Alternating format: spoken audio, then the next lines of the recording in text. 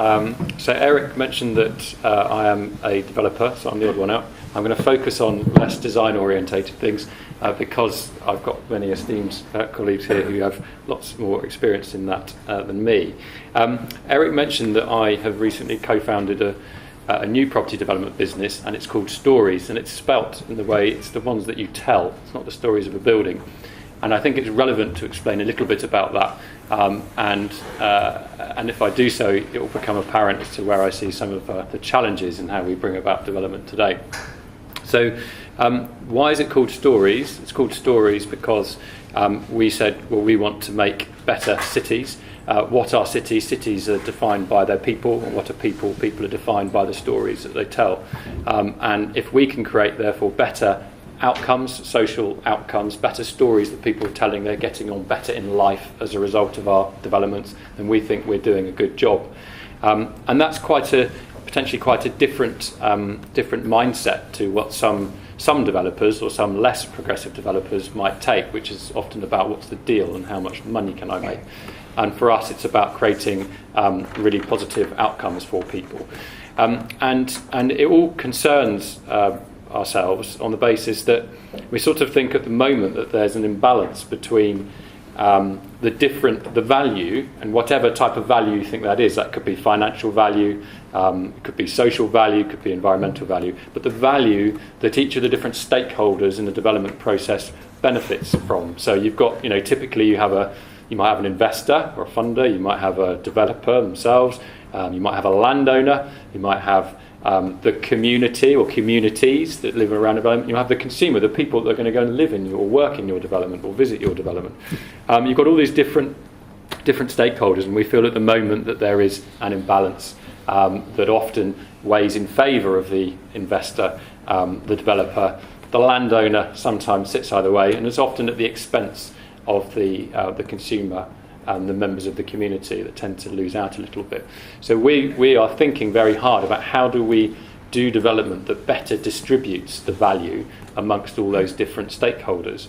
And I can't offer, I'm afraid, such a global view on this because I've really got UK experience only. But from a UK perspective, and it'd be interesting to get the global view on some of these things. Where are some of the areas where I think we could do things a little bit differently to get a better distribution of value? One is around how we actually measure value. It's very interesting that we're very good at measuring numbers and economic value, but we really struggle when you do more and more research on how we measure wider value, social value, environmental value. There's not really a common basis upon which it's done. You can go right to UN sustainable development goals, but there's not a really clear and strong consensus, which makes it very hard. If you can't, there's that saying, you can't measure it, you can't manage it, sort of thing. And so even getting a grip of that and being able to people to understand and articulate actually these different types of value that are being created is a real challenge that we've got to work on.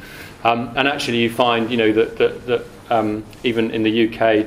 You've got public sector. Public sector is a big landowner, for example, at the moment as well. How do they measure value when they're choosing their development partner that's going to work with them? Often it still comes down to economic value, and often it comes down to land value that they're going to receive.